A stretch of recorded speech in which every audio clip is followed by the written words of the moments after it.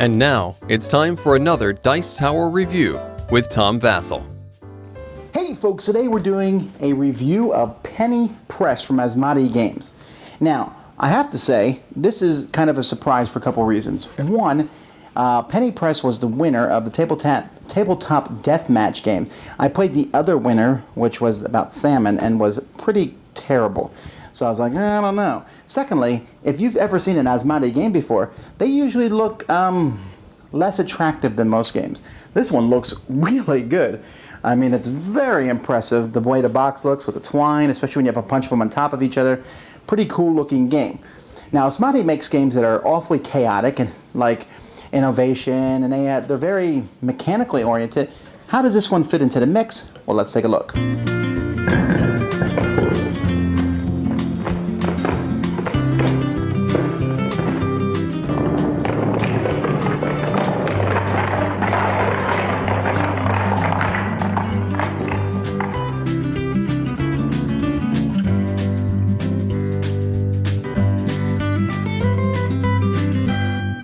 The goal of this game is to get the most points, and you're doing that by selling newspaper stories. You have a newspaper, so maybe you're The Times, or maybe you're The World, okay? He said this is going to be your newspaper, and you're going to be wanting to fill this newspaper with stories.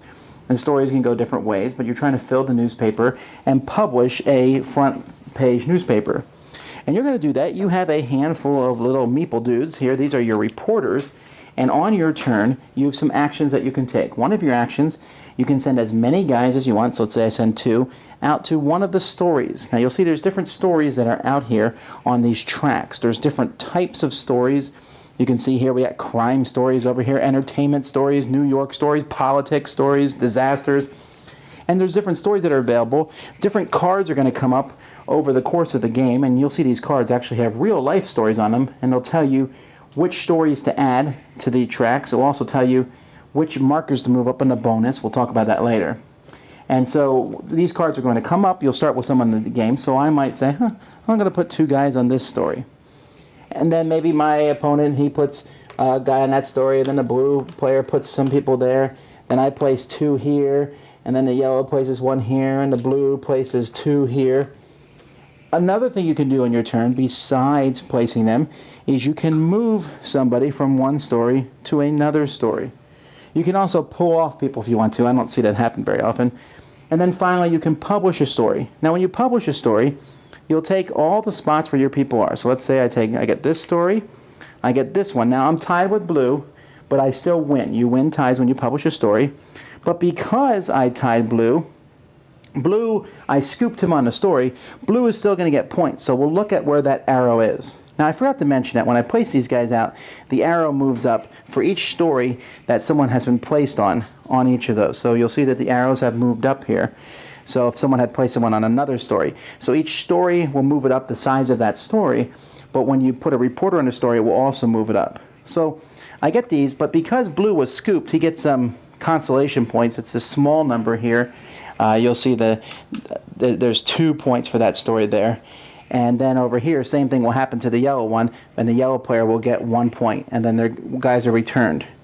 So now I have these 3 stories that I need to fit into my newspaper. Unfortunately, I have too much stories. So when I'm putting these stories in the newspaper, I'm going to look here. Here I can fit this one in, I can fit this one in, and there's no more room left for this one. Not a very good job there, Vasel.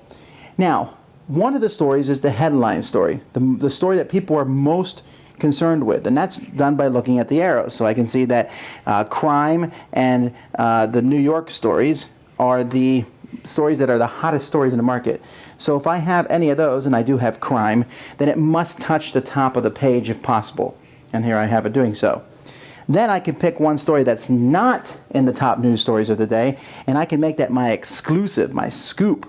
When I do that, I will double the points that it's worth. So you'll see here that I got a 4-point story, and then I got a 3-point, but I doubled that for 6. I got 10 points total.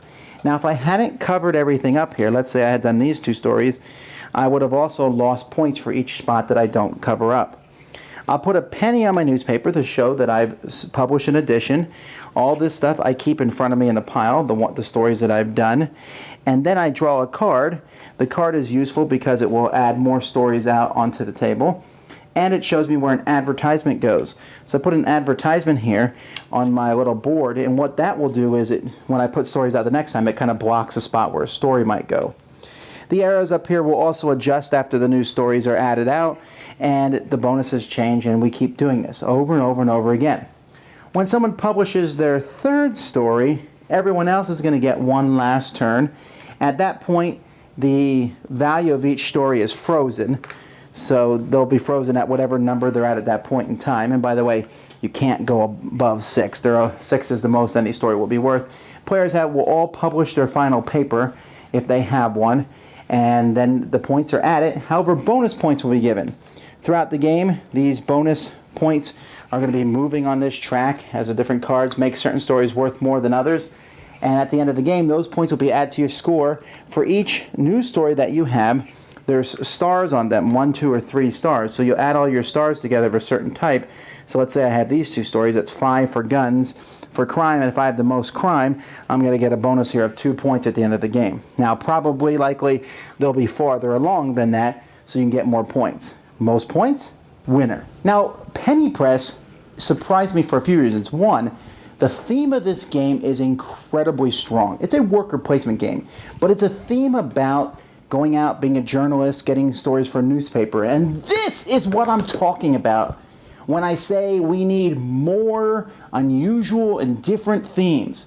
We don't need more fantasy, more space, and more trading in the Mediterranean, and more zombies. We need stuff like this. This is cool, and it makes sense. You're going out there and getting newspapers. You're building the newspaper. You're scooping other reporters. The public wants to hear more war stories for whatever reason, so then you want to get those in your paper that get you more points. All this fits together really well, and it's a very fast-flowing game. Put workers out, and you're fighting over different areas, and it's kind of like an area majority game more than a worker placement, and doing your newspapers. It's a very fast game.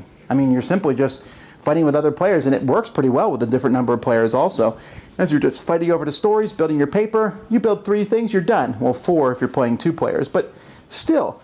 And everything has the theme in it, the cards with the different stories on them, the whole look of the game, and, you have people talk about, shouting extra, extra, or whatever, being Clark Kent or whatever kind of reporter you want to be at any point in time, and I like it. The components are good quality. It plays very smoothly. The box, what time does the box say on it? It says 45 minutes to an hour. Probably 45 minutes will be the time that most of this is played. It's a cool little game. I'm very glad to see this change in directions for Asmadi. I'd like to see them print more games like this, and seems like a worthy winner of that death match, more than Salmon for sure. Dice Tower Judgment, excellent! Thanks so much for watching the Dice Tower videos. Find more great videos and reviews, as well as our top-rated audio podcast at Dicetower.com. You can also find other great shows at Dicetowernetwork.com. I'm Eric Summerer, and you've been watching The Dice Tower. The Dice Tower is sponsored by Cool Stuff Inc., where you can find great games for great prices. Cool stuff in stock. Check them out at CoolStuffInc.com. Shut the door.